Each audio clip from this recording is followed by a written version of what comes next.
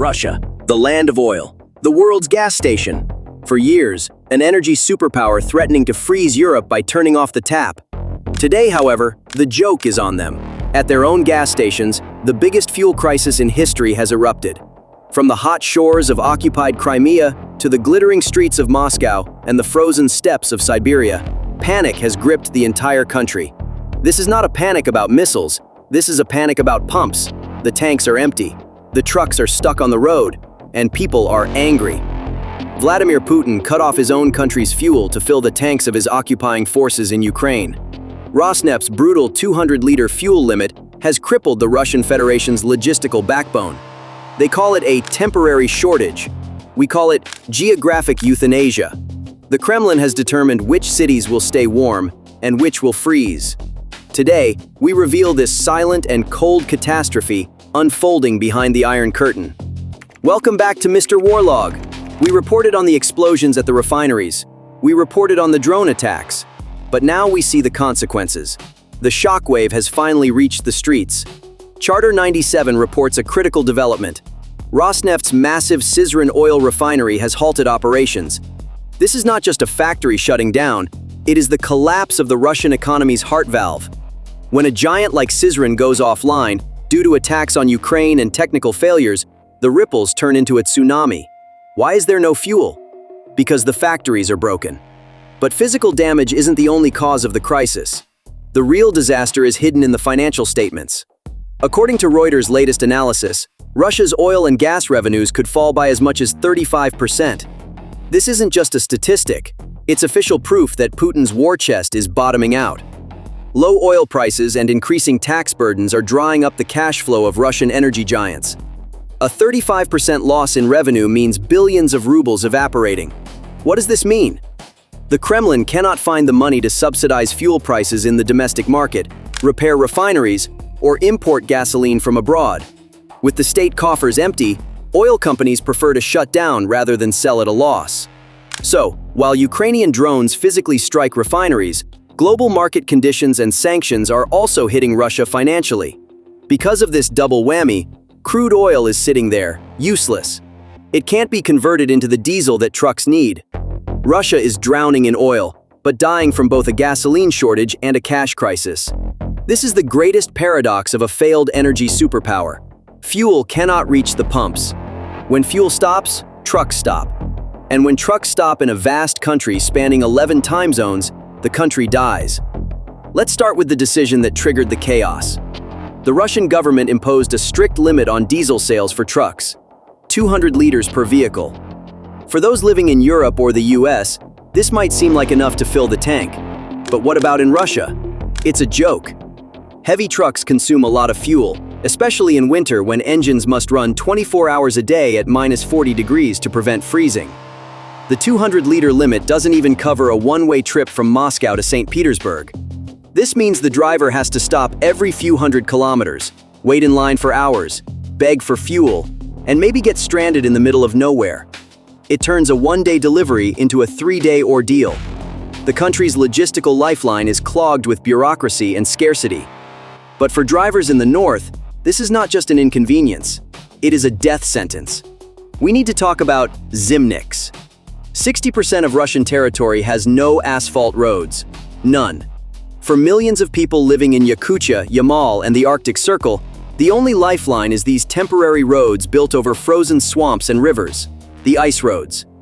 These roads only exist in winter. All food, all medicine, and most importantly, all the coal needed to heat these cities must be delivered now, before the ice melts. But the trucks are stuck. If a truck carrying coal to a mining town in Yakutia runs out of diesel on a frozen river, hundreds of kilometers from civilization, two things happen. Either the driver freezes to death, or that town cannot get the coal it needs to run its heating plant. This is what we call geographical euthanasia. By diverting fuel to tanks in Donbass, the Kremlin has effectively decided to cut off life support to its own northern regions. They are sacrificing their own citizens to the cold to keep the war machine running. There is another frightening aspect to this crisis: electricity. Many remote Russian towns are far from the power grid and rely on diesel generators for electricity. If trucks don't bring diesel, the lights go out, water pumps stop, Central heating systems fail. In Siberia, if heating stops for 4 hours, pipes burst. Buildings freeze. They become uninhabitable. By restricting fuel to these regions, the Kremlin is risking a series of infrastructure failures that could leave tens of thousands of people homeless in the middle of the Arctic winter. When the state fails, sharks start circling. We are witnessing the explosion of a massive black market. Today, diesel is the new currency in Russia. The official price at the pump is meaningless because the pump is empty. The real price is what you pay in cash in a dark alley behind the station. We are witnessing the rise of the diesel mafia. Truck drivers who manage to find fuel sell their allocated 200 liters to desperate locals at triple the price. Corrupt military officials are diverting army fuel tankers to the black market instead of the front lines. This creates a parallel economy that the Kremlin cannot tax or control. It is a situation that undermines state discipline. If you have to commit a crime to get to work, the social contract is broken. This desperation is intense not only in the north, but also in the south. Let's look at Crimea. Reports from the occupied peninsula paint a picture of Mad Max-style anarchy. The fuel shortage there is so severe that people have started stealing gasoline from parked cars at night. Crimea is the main logistics hub for the southern front of the war. The army is sucking up every drop of diesel. Civilians are left with dry pumps and empty tanks. When people start stealing fuel from their neighbors, it means society is collapsing.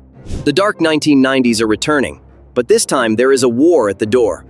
However, the most frightening consequence is not related to cars or trucks. It's about food. We need to look ahead to spring. Modern agriculture runs on diesel. Tractors, harvesters, irrigation pumps, they all need fuel. Farmers usually stock up on fuel in winter and are ready for the planting season in spring. Right now, they can't stock up on anything. The depots are empty. If farmers can't get diesel now, they won't be able to plant in April. If they don't plant in April, there will be no harvest in September.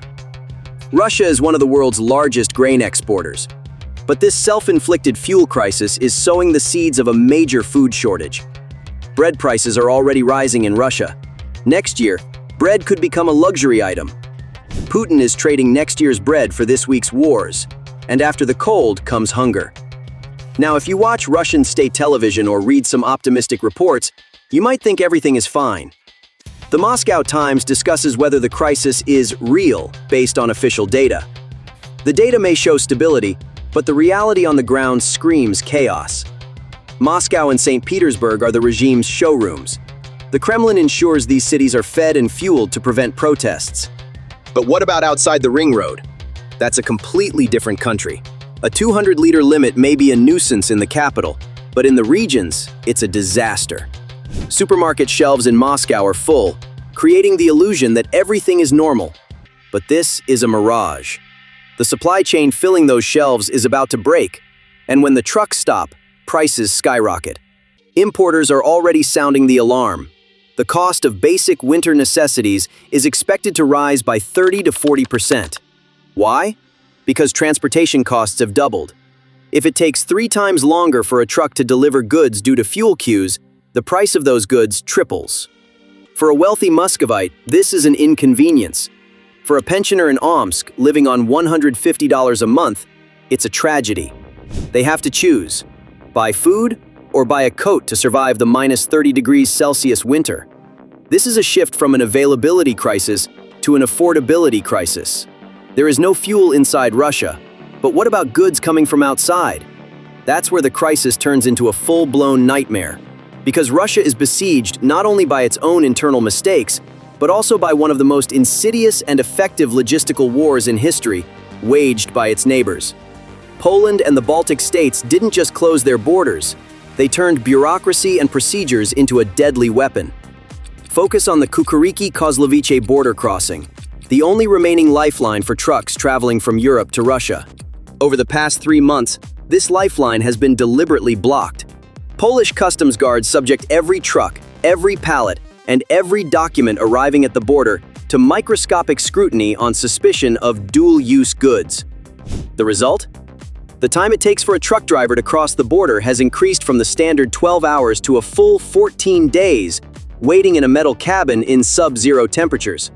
At this point, It is not logistics, but human willpower that is breaking down. The Lithuanian and Latvian borders have turned into frozen metal lakes, formed by thousands of stationary trucks. With the western gates locked, Russia turned hopefully to the east, to friendly Kazakhstan and China. However, what it encountered there was an even greater disaster. Between September and November 2025, the Kazakhstan Customs Administration launched unprecedented, sudden, and harsh inspections of goods bound for Russia to avoid secondary sanctions from the West. According to reports by the Moscow Times, this pressure resulted in more than 10,000 trucks being stranded at the Kazakh border.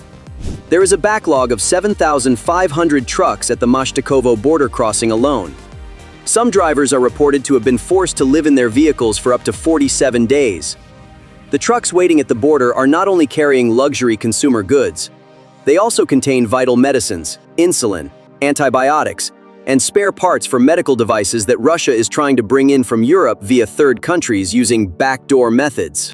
A 300% increase in logistics costs and months of delivery delays have triggered a pharmacy roulette period in Russian pharmacies. Even if you find the medicine, the price is now unaffordable. For chronic patients, this blockade is a silent death sentence. When machine parts that should come from China and Kazakhstan don't arrive, factories shut down. Russian industry is currently in a phase of technological cannibalism. That is, they are dismantling one machine to use its parts to run another. But this is not sustainable. Production lines are slowing down everywhere, from the car factory in Tolyatti to the metallurgical plant in the Urals. This means forced leave, pay cuts, and ultimately mass unemployment. So let's look at the big picture. This is not an embargo imposed by the West. This is a logistical heart attack caused by the Kremlin's own choices. They chose to invade Ukraine. They chose to leave their refineries unprotected. They chose to prioritize tanks over trucks. Now the consequences are emerging. The geographical euthanasia of the Russian north has begun. Putin believes the Russian people will endure anything for the sake of the war. Frozen homes, empty pockets, stolen fuel. But human resilience has its limits, especially when the cold sets in.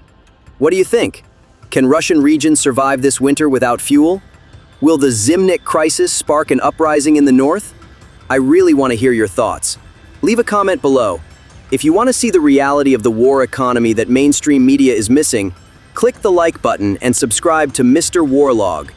We're tracking the supply lines wherever they lead. I'm Charlie from the MrWARLOG team. Stay warm, stay safe. Thanks for watching.